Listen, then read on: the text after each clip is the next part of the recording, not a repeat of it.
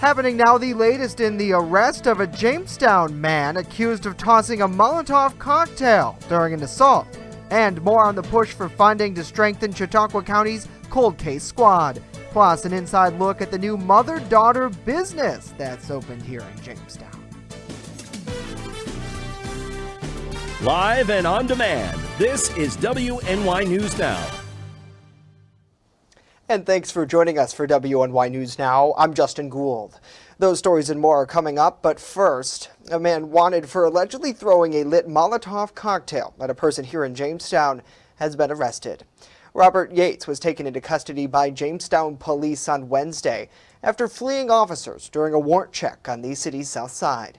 Yates was tracked down by K-9 Officer Grimm to a back porch of a nearby residence. The 33-year-old was wanted for two separate alleged crimes, a burglary and attempted assault. In the burglary, Yates allegedly stole over $1,000 in property from a business. Now, during the assault, he's accused of throwing a lit Molotov cocktail at a person in an attempt to set them on fire. The suspect faces a slew of felony charges, including burglary and attempted assault. And the body of a Chautauqua County man was found inside of a vehicle submerged at the Water at Eaton Reservoir in northeast Pennsylvania Wednesday. The discovery was reported just after noon on the New York side of the border. The vehicle was located about 50 yards off the eastern boat ramp. Police and dive teams were called to investigate the scene. According to the Erie, Pennsylvania County coroner, Lyle Cook, a 54-year-old man from Findlay Lake, was found deceased in the vehicle, which was about 50 yards off the eastern boat ramp. A Jamestown doctor accused of rape is now facing an additional charge of sex abuse. Last Friday, Jamestown police executed a search warrant at a Lakewood residence and arrested Antugno Arcegos. The 36-year-old is a family medical doctor at the Great Lakes physician practice, Jamestown Primary Care. In addition to the third-degree rape charge filed last week, Jamestown police investigators lodged an additional third-degree sexual abuse charge against Agoki on Wednesday. Now, police stress the investigation continues into the alleged sexual acts, and anyone who might be a victim or can provide info to aid the prosecution is asked to contact the Jamestown Police Department at 716-338-0029. Well, a New York State congressman is promising federal resources to help Chautauqua County's cold case investigators. Bronson Rasmussen joins us live from the newsroom with more on what New York Congressman Nick Langworthy is doing for the county sheriff's office. Bronson? Justin, earlier this week, the congressman toured the Chautauqua County Sheriff's Office, highlighting many issues, including the staggering amount of cold cases plaguing our area. I think it's been a black eye on our community that we've got these unsolved murders, and I really salute the sheriff for taking this head on. And you know, we're going to see how we can effectively partner with this office to find some resources. When advocating to support the Cold Case Task Force, the congressman touted his local connections. We have far too many murders that have been committed in this community. Growing up here, I mean, you know, the names I saw on that board in that office are too familiar and too burned into memory from living here and following the news when those murders took place, and those families deserve justice. Chautauqua County Sheriff Jim Cautrone previously applied for federal funding to supply and add manpower to his cold case task force. In addition, the sheriff is looking for other federal benefits. Hopefully he can pull some strings, but we would love to see a 20-year retirement for our corrections officers and our dispatchers. The job that they do is no less important than the job of the patrol officers that are out there. They struggle a lot of times with even the stress that they have to encounter. Now, some of the notable cold cases in our area include 14-year-old Patty Fairbanks, who went missing in 1972, Corey Anderson, who has been missing since 2008, and Jamestown resident Yolanda Bendix, who was featured in a TV documentary in 2021. Reporting live in the newsroom, Bronson Rasmussen, WNY News Now. Bronson, thank you. Well, a campaign to raise awareness about child abuse and neglect kicked off Wednesday in the city of Dunkirk. The court-appointed special advocates, known locally as CASA of Chautauqua County, kicked off their Pinwheels for Prevention campaign in honor of Child Abuse Prevention Month. At Dunkirk City Hall, officials placed pinwheels in flower beds in honor of the effort. In 2022, the Chautauqua County stats indicate that a total of 2,400 reports of child abuse resulted in official investigations. We can help parents foster their child's social emotional development and respond proactively when support is needed. But to do that, we need all hands on deck. It is our collective responsibility to cultivate the safe, stable environments that children need. Next week, pinwheels will be placed at Jamestown City Hall in the Chautauqua Municipal Building in honor of the month. Well, preparation is underway for a Good Friday Easter egg hunt in Lakewood. In addition to the 5,000 count eggs, which multiple vendors will also be set up to host face painting and egg coloring. These colorful eggs not only contain prizes, but some hold raffle tickets. The tickets can be entered into a drawing for a chance to win over 70 individual prizes. No, just the ability for everyone to get together and enjoy the day, celebrate the season. People to get supplies if they need supplies, because we do homeless supplies, as we've been on the news before talking about. So people could come down there, get supplies, kids come have a good day, and hopefully the weather will be great.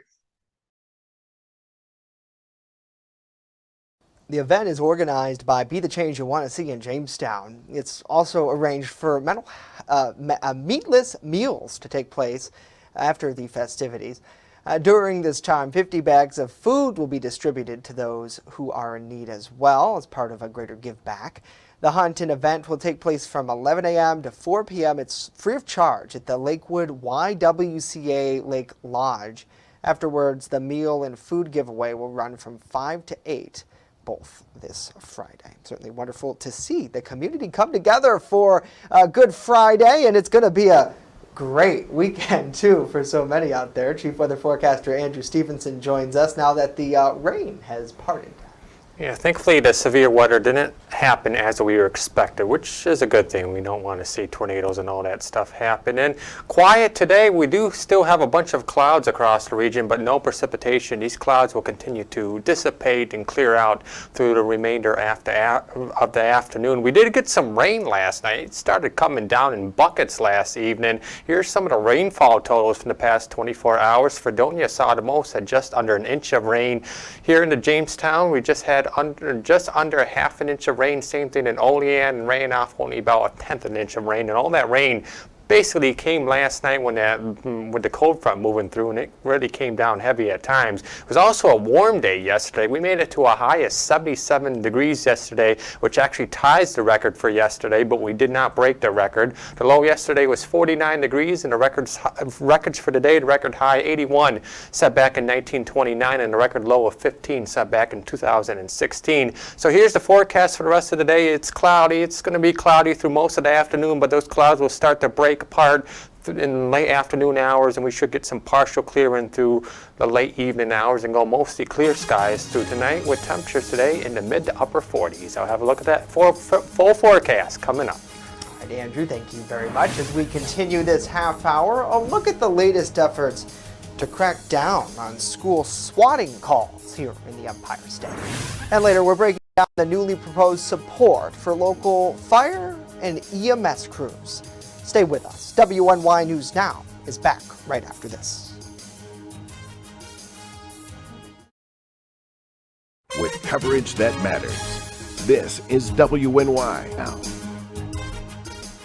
I'm a survivor. I'm a survivor. I'm a survivor. Testicular cancer is the leading form of cancer in men aged 15 to 35. 1 in 250 men will be diagnosed with testicular cancer. But 98% will survive if detected early. As a survivor, I believe early detection is the key. Learn how to do a testicular self-exam and other important facts about testicular cancer at oneball4tc.com. On this episode of Lead and Lures, pro staffer and lethal lady Caitlin Armstrong takes out her big Ohio buck. Months of hard work, dedication, and scouting have led her to this moment.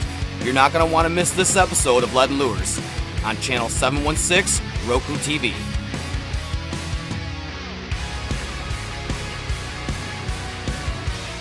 And if you want to see more of Caitlin Armstrong, follow her on YouTube, TikTok, and Instagram at Caitlin Armstrong. Land has been quite the experience.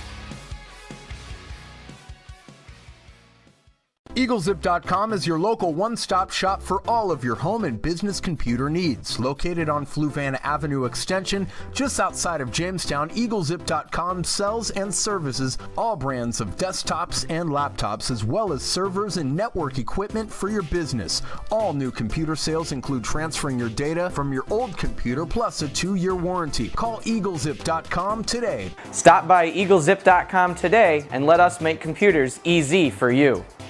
You're watching WNY News Now, where coverage comes first. New York's U.S. Senator has announced a 3-pronged plan to crack down on swatting calls.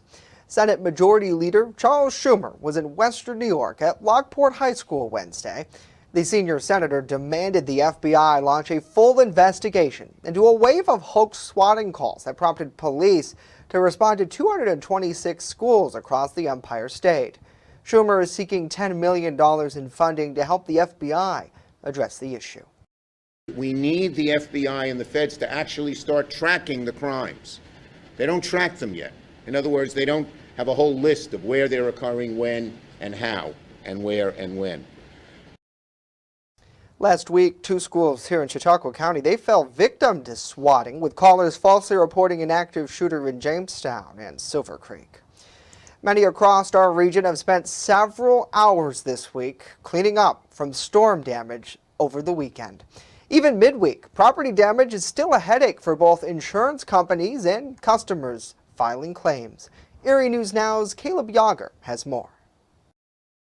Last Saturday, high winds and severe weather led to lots of damage in the area. This tree right here, or at least what's left of it, is one of several instances that have resulted from this recent inclement weather, which means that insurance companies are getting a lot of calls. This past Saturday, I know in our immediate area, there were over 400 claims filed. What about the previous weekend? Same situation. This influx of claims for local businesses such as Great Lakes Insurance Services Group and North Shore Insurance Agency has given them an unusual spring. You always expect it to an extent, but this year has definitely been the worst in recent history. Insurance carriers, one thing they're doing is they recognize that they are bringing in outside adjusters so we can, have the manpower to adjust the claims. There definitely has been an increase, especially the wind. I think, the biggest claims that we're seeing more lately are wind and trees down. Sales manager Mark Majeski strongly urges to take proper steps when filing a claim. Well, my first recommendation is contact your insurance agent, advise them, what happened, what the damage is, and definitely take photos. That's very important because you want to document exactly what happened and what was damaged. Most importantly, stay safe. Do anything reasonable steps to mitigate further damage. Definitely don't put yourself in harm's way. If you're not able to complete temporary repairs yourself, there are restoration companies that can assist with that. And if you see bad weather coming, batten down the hatches. Caleb Yager, Erie News Now. Governor Kathy Hochul is supporting legislation that would change New York's accounting standards for greenhouse gas emissions. Our New York Capitol correspondent Elise Klein hears from lawmakers and environmental advocates. While the state budget continues to progress into overtime with an extender, a change to a New York climate law arises in negotiations. Recently introduced legislation supported by Governor Hochul intends to change New York's accounting standards for greenhouse gas emissions from 20 years to 100 years. This change amends New York's Climate Leadership and Community Protection Act, or the CLCPA, a 2019 law that requires New York to reduce its greenhouse gas emissions 40% by 2030 and 85% by 2050 from 1990 levels. Some advocates say this proposal will harm frontline communities. One I know for sure, I want my kids to survive. And being in the front line, there is no way that we could survive because I don't got income or the means of an income when a hurricane comes for me to uproot my family and go. Some Democratic lawmakers agree this proposal will have negative impacts. And to have this be part of the negotiations last minute is a grave disappointment, and it is very scary for a lot of us. This bill will, in effect, gut the CLCPA. Some Republican lawmakers welcome this change, saying it will help address affordability. The New York State Energy Research and Development Authority says they are working on solutions to address the state's climate change goals and issues of affordability. When we think about how we get from here to there, what we have learned over a series of years, and certainly what the global community would agree with, is it is possible to do both. In Albany, Elise Klein, WNY News Now. On Wednesday, Pennsylvania Governor Josh Shapiro, he was in Lancaster to highlight his budget proposals for fire and EMS. Shapiro is proposing an increase of $36 million for fire and EMS equipment, training, and salaries, as well as another $50 million for 911 communications. According to officials, 911 emergency dispatch centers are understaffed by 20%. Similarly, there are 22,000 fewer volunteer firefighters in 2018 than there were in the early 2000s. Shapiro says his proposals are critically important to help those who are always there to help us. So that you have what you need in order to keep the rest of us safe. We are committed to doing that work. Now, some state lawmakers say the proposal doesn't go far enough. In a statement, Representative Brad Roy said the proposals would amount to $18,000 each for the 2,000 volunteer fire departments across the Commonwealth. Well, coming up next, we return with a full look at our weather forecast. Stay with us.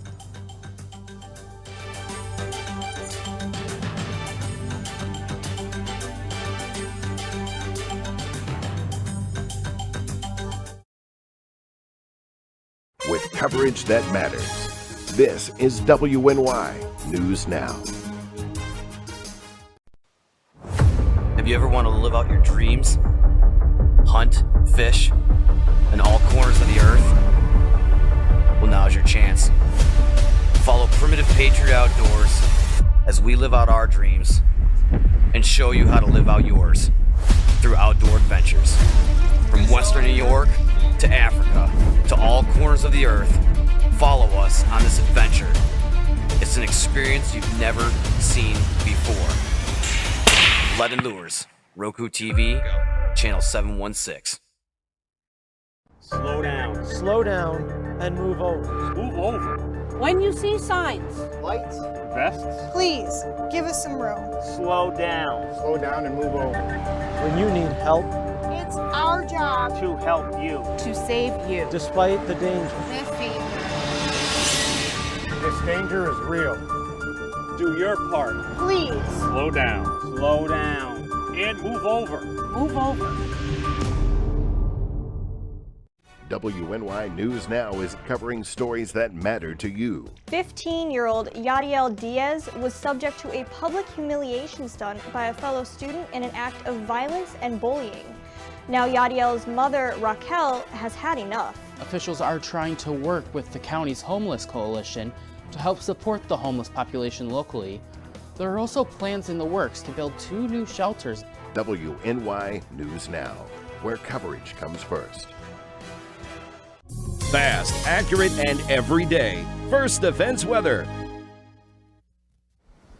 Welcome back to WNY News Now. Currently in downtown Jamestown, we're under cloudy skies out there. 44 degrees is the current temperature with a west wind of 13 miles per hour. While yesterday we came close to breaking some records across the region, but we didn't exactly break those records. In Erie, Pennsylvania, the high yesterday was 80 degrees, but the record was 82, which was set back in 1910. So 2 degrees off the record in Erie. And here in Jamestown, as I mentioned in first weather, we made it to a high of 77 degrees yesterday, which ties the record of 77 set back in 1928. So close, but no cigar. And breaking the temperature records. But if you are a fan of the warmer temperatures, the NOAA 8 to 14-day temperature outlook favors well above average temperatures across the Great Lakes, across the Northeast, and pretty much across the eastern half of the United States. We're looking at temperatures 80% above average, so spring and maybe even summer-like temperatures will continue through at least the middle of April. Here's what's happening across the Northeast right now. That cold front moved through last night. It continues its march to the east,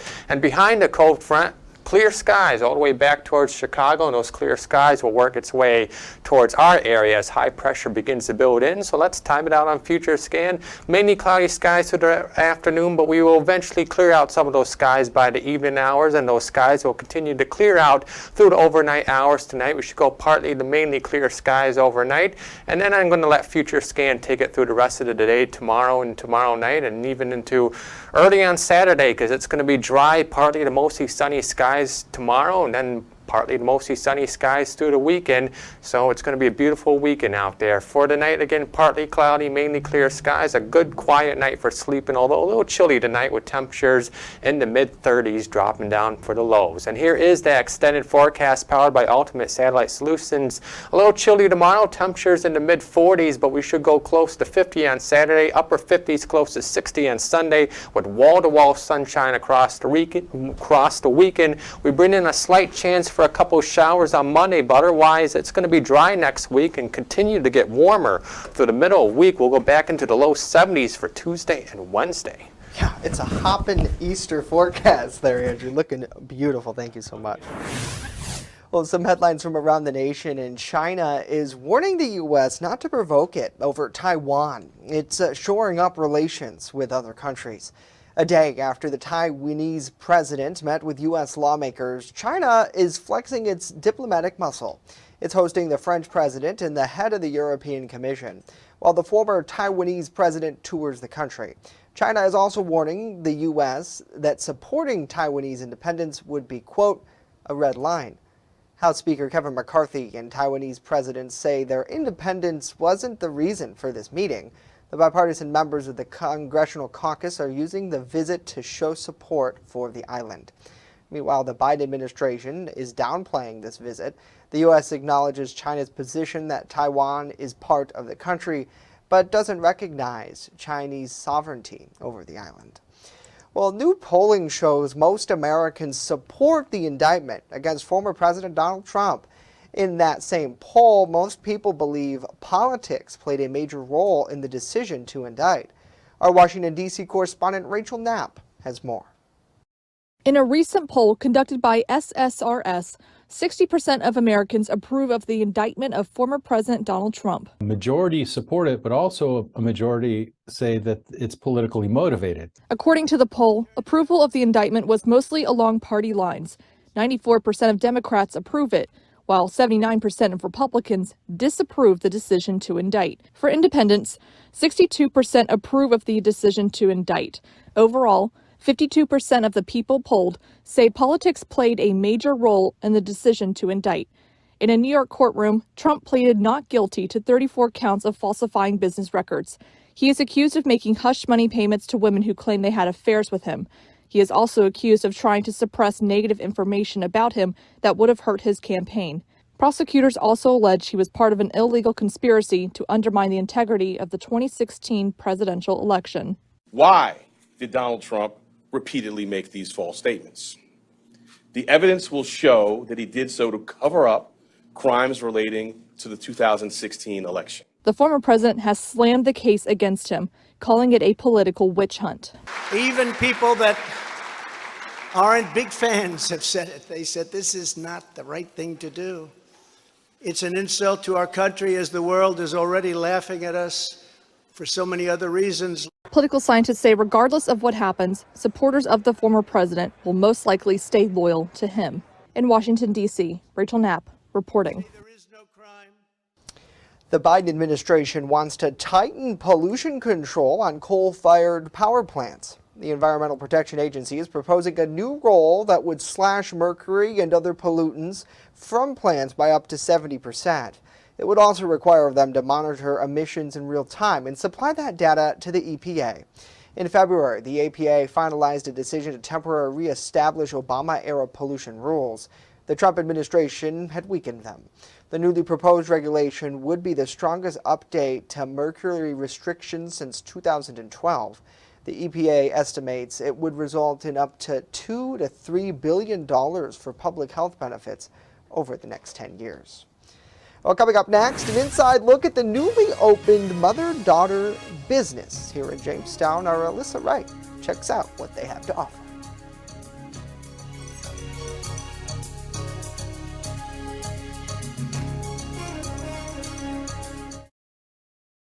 You're watching WNY News Now, your source for breaking news. WNY News Now is covering stories that matter to you. Police and other local law enforcement agencies are looking for the person responsible for a shooting. One of the benefits of this new feature is it not only works with the newer parking meters that the city's been rolling out, but these traditional meters as well. From muddy trails to slick cliff edges to structures that have fallen into disrepair, these are just some of the problems that this park faces. WNY News Now, where coverage comes first. Right here, baby. Look. Uma. Something more than a birthday is happening here. Once you can see it, you can help.